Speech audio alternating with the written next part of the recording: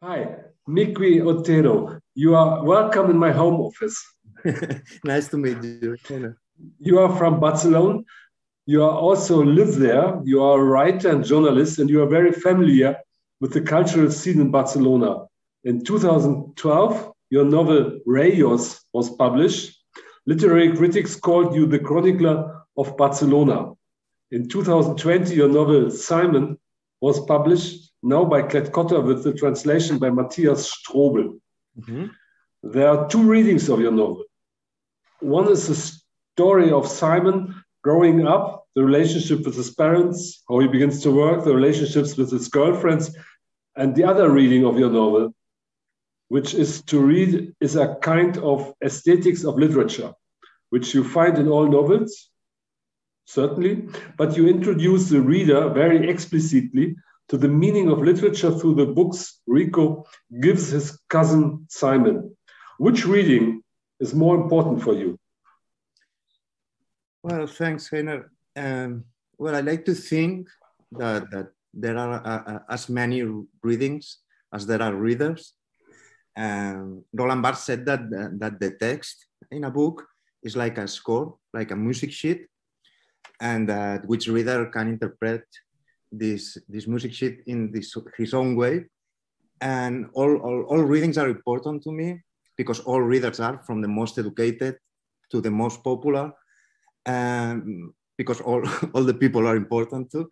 But yeah, this book is a defense of the novel as the only invention capable of capturing the quality of experience of a life or of a time. And I think novels, like people, are contradictory, are self-reflective, can be funny and sad at the same time. But yeah, the challenge with Simón was to talk about literature through life and to talk about life through literature. So it's a good reading. Mm-hmm.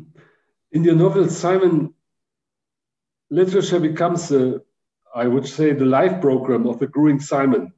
Everything is in the books, page 64. After all, Rico has repeatedly impressed upon him, I quote, that reading was the only way to live many lives, excuse me, instead of just this one. Do young people today read too little? So good question. I don't know. I see a nostalgia trap there. I mean, music was better before. People read more before. Ballets were greener before.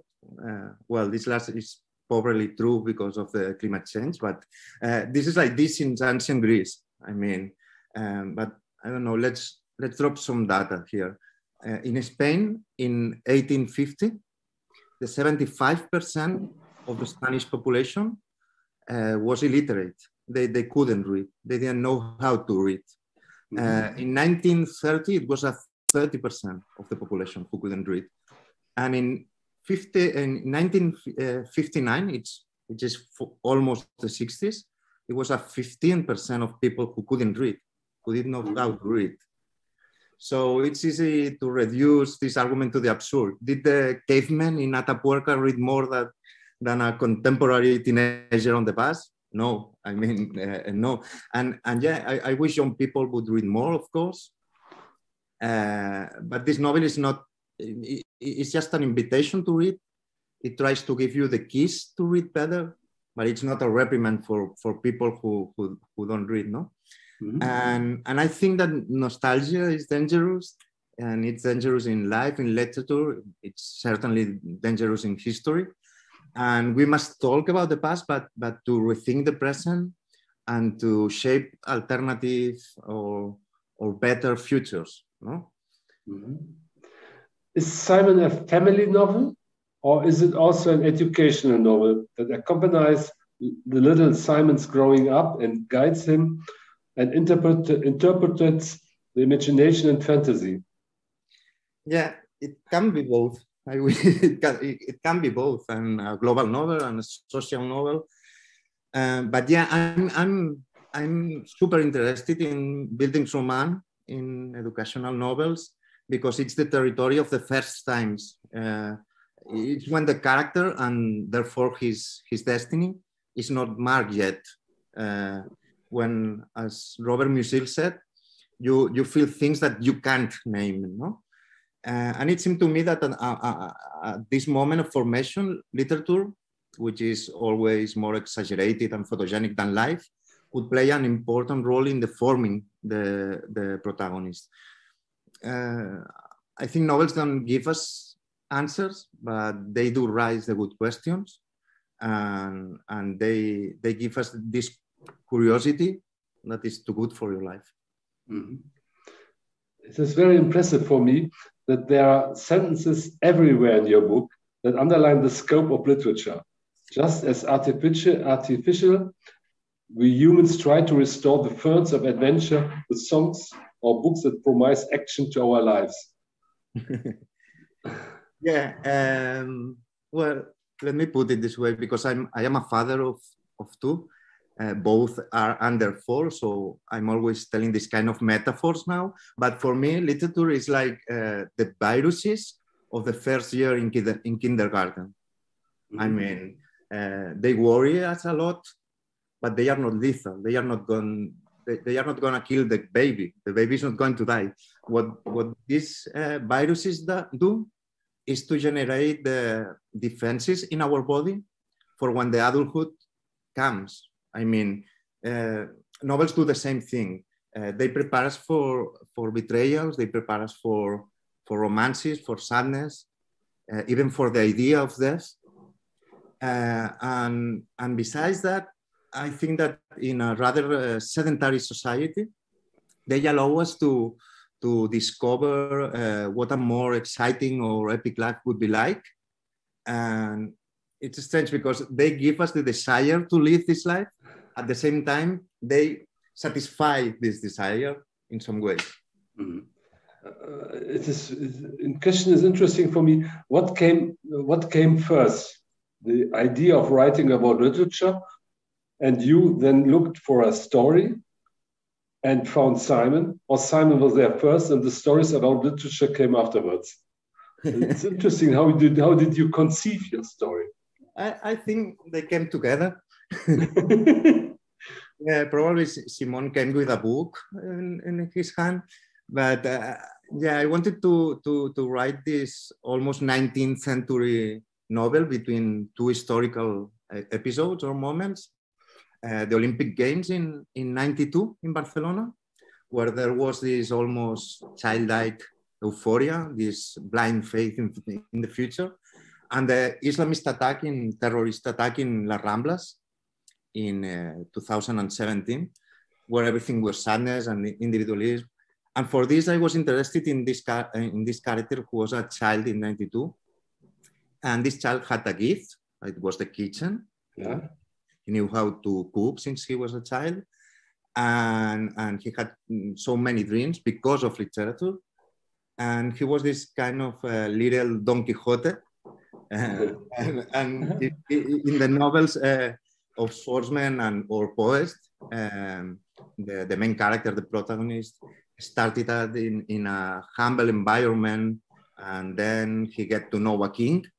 Simón would do the same social climbing, but thanks to the books and thanks to the kitchens, no? Because in the 90s and in the 2000s, cooks were like rock stars. They were like swordsmen or like very important people. And I mean, to understand this, his kitchen knife would be his sword. Mm-hmm. And with this knife, he would conquer the world. No? Rico's disappearance leaves the cousin at a loss. Simon finds the only support in literature. What remains for him are the conversations with his heroes of the books, which I quote once more, ideals and hopes. His cousin brother had turned him to someone who walks with an uplifted gift through a world where only soup is served. Literature can prepare one for life. Does Simon succeed in this? Well, I think the original quote, it's this man who walks with a fork in a wall where only soup is served. But I don't know. There is this. I don't know if you have read Stoner, the novel by John Williams. No, excuse me. It's a beautiful novel, and there is this quote in which a teacher says to the student, "Shakespeare is speaking to you across 3 centuries. Do you hear him?" Yeah. And I think it's beautiful and it's true. I mean, if you're a good reader, you will have the best friends in the world. I mean, history. You can get the wisest, the greatest advice, no? But Simón does not triumph in life thanks to literature. His triumph is learning to fail thanks to literature. To come back, to understand that you have the gift and the responsibility of writing your own life. People will want your novel, your life, to be a bad novel, but you always can look for good scenarios, for good supporting roles, even for magical moments, and that's what Simón does. He learns how to fail, and he finds his place in the world thanks to literature. Mm. The girls he meets, like Estella, cannot quite share his literary fantasies, but Simón remains true to himself and plays new roles again and again, driven by fantasy and literature. Do these also have an influence on his relationship with women? Yeah, of course, because you have to think that he always is reading novels from centuries ago, so he relates to women like if he was a medieval knight or a troubadour or something like this. Yeah. Which is, it's romantic, but it's also sexist. And the novel also tries to consider, to think, what is the role of masculinity in a world that has awakened to feminism. No? But yeah, I think we are influenced by everything we read or we listen to. What we read influences us, and I remember I read that in the interwar Vienna in the 20th century, students went to the opera, and then they entered the cafe doing the bows and the postures they had seen on a stage. Mm-hmm. And I think the same goes for novels, for rock songs, or for soap operas, no? Mm-hmm. And talking specifically about Stella, Stella is her childhood friend. And as much as Simón tries to act like if he's a rich man, and even if Simón always tries to lie about his past, she has seen him growing up. And she says, I don't know if you remember, she always is saying that she doesn't read novels. She just read essay, books that are about specific things. And Simón replies that in this way she's missing the books that are about everything, which are the good novels for me. Yeah. You know? And she's this left-wing activist, and it's strange because I wrote this novel before the pandemics, and Estella already said in the novel that something like this was going to happen. And it's funny, and it's strange when your characters know more than you, than you who have created them, no? In 2004, Simón is already 20. And yeah. Simón reads again when Rico had written for him in the book, I quote, "We often forget that in order to understand who we are, we should not only know where we come from, but also how we got there." Yeah. Yeah, the novel tries to think about social class and determinism, if you can get out your origins or not. And he's this boy who grows up in a humble family bar and ends up cooking at luxury restaurants worldwide. And to do so, obviously, talent is not enough. He has to betray, and he has to betray himself. He will have to deny his origins. And it's the typical story of novels I like the most, like Lost Illusions by Honoré de Balzac. It's this kind of character. And in the novel, in Simón, there is this metaphor with the traceability of food. No? How did that fish, that salmon you're about to eat, reach this plate? we have to think about this kind of questions stuff.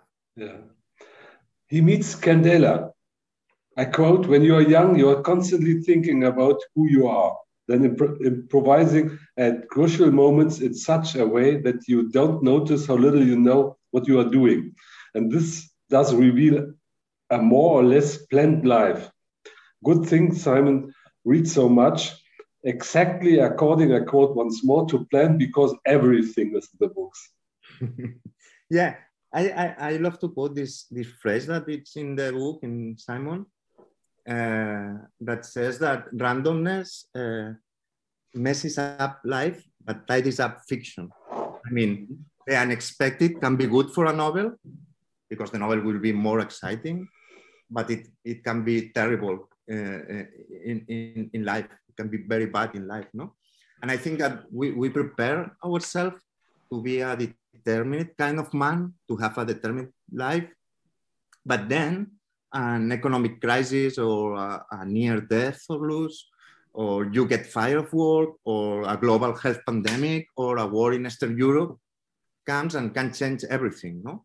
And then the only thing you can do is to improvise, like the actor who has forgotten his script. It's the same. But everything you have read, everything you have planned, everything you have practiced can help you to improvise better. Yeah. That's what Simón does.